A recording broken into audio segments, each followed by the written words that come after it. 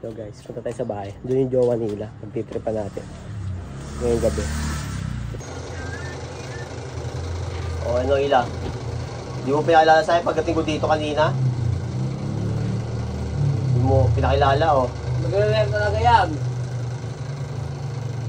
Ayoko na mangyari ulit yun na pupunta yung babae sa'yo. Mami Ha? sa show. Na hindi na...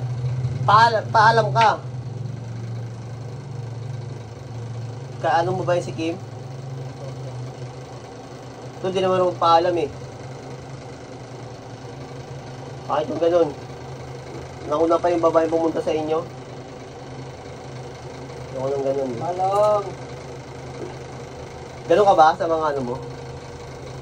Pangilan mo ba siya? Pangiti-ngiti eh. Bakit? Tatanong ko bakit? Oh. Hindi, yung last mo na lang. Ganun ka ba? Pinapapunta mo sa inyo? Yung last mo ano? Yung ex mo? Huli? Ano? Minsan lang. Minsan yung totoo. Sino ba? So, tatanong ko kung bakit pinapapunta niya yung babae sa bahay nila. Yung tinatanong ko kung ganun ba siya sa mga naging ex niya. Ganun ka ba? Hindi naman. Pero dapat unang pupunta sa bahay yung yung lalaki. Siyempre, 'di ba? Wala namang kaso kung anong magrelasyon kayo eh. Ang importante makilala kay tatay, yung tatay niya no. Taga Caloocan ka, ate mo taga Caloocan, mama mo taga Batangas, magulang mo. Seryosohin mo lahat ng sinasabi ko sa'yo. Sinasabi ko sa'yo. Ha? Diba nakikita mo naman kwela ako sa video? Pero seryoso ako. Ngayon. Dapat nag-live ka. Yun nga po talaga yung bala ko. Yung, Dapat di ka nag-live. puro maglilib na rin po kasi ako sa bago mag-New Year. Dalawang po pa ako.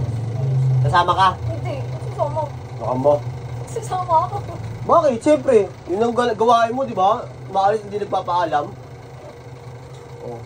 Malaman ko lang umalis ka sa New Year. Hindi nga. Pag yan sinama mo, huwag ka na papakita sa akin ha. Sinabi ko na yun, hindi ako pwede pag New Year. Bakit? Malamang, family first. Family first ang puta. Family first. May ganun ka ba? Oo.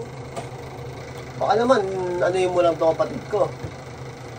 Anong hindi po? Yan ang sinasabi ng mga dati. Pag kinakausap ko, ganyan eh. Hindi po, hindi po. Kaya sa ako yan. Seryoso ah. Yan, ganyan na ganyan sinabi nung isa eh.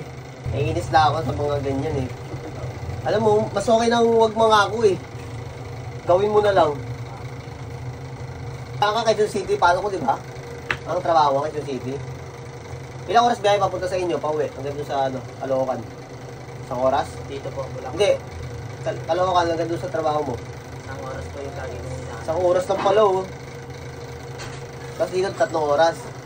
Pwede pa. Sa traffic. Alam na alam ah, parang nakapunta na talaga ah. Sanay na sanay ah. Traffic nga kasi. Traffic nga kasi. Seryoso ka ba sa kapatid ko? Yung totoo. Ba't nandiyan ka? Bakit hinayaan mo to? Pumunta sa'yo hindi nagpaalam pala. Ha? Hindi mo malang pinaalam to na nandito. Hinahanap kaya ng tatay niya yan. Sa akin hinahanap. Alam mo ba rason niyan dito? Wala daw siya kasama dito. Kaya pumunta sa inyo. Ano? Oo naman. Ba't di mo pinigilan? Alam mo ba rason niya? Ba't pumunta siya sa inyo nung dati? Ano sinabi niya sa'yo? Basta lang. Anong sabi? Chat na lang daw. Napupunta siya? Wala siya sinabi kung bakit siya pupunta? Chat daw po siya. Daw din mo.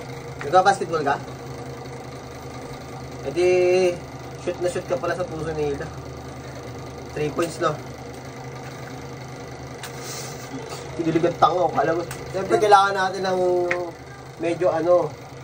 medyo pasiyahin kasi masyado tayong seryoso eh. Pumunta ka dito, welcome ko naman dito kahit anong araw eh. Pag yan pupunta sa inyo, paalam mo sa akin. Alam mo pa Facebook ko, Kuya Ekla. Ay, Kuya Ekla. At yun na lang ko. Ay no, hingin mo sa kanya. Ekla.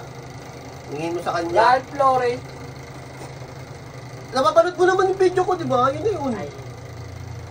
Naman, kinalimutan mo naman agad. Lagi ako naka-likes doon niya. Yan yung gusto ko eh. Hindi, importante hindi pagkaalam kayo. Oo, importante yung paalam kayo. Ha? Hindi yung Oo, mag-ano. wala naman akong Wala problema. naman tutuloy yung kapatid ko sa inyo.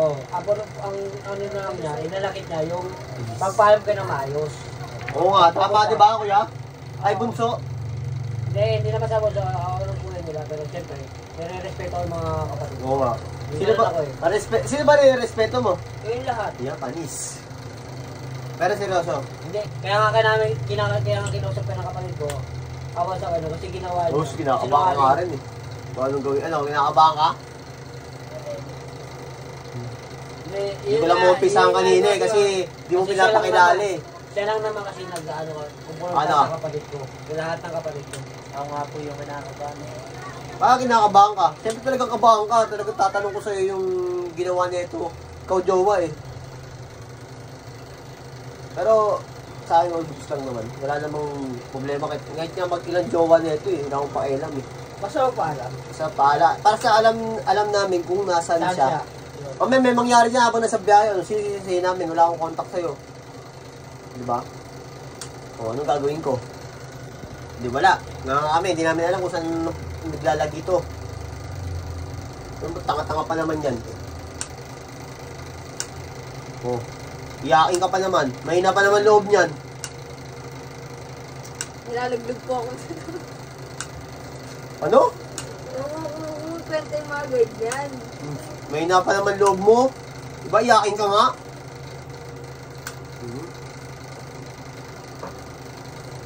Huwag ka nang kabahan. Tinanong ko lang naman yung nangyari nun. Kasi, hindi dito.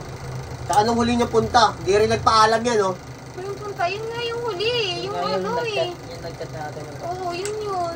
Dati na punta kapon, yung pinagin natin. Usus. Hindi ka talaga papayagan. Kapal ang mukha mo.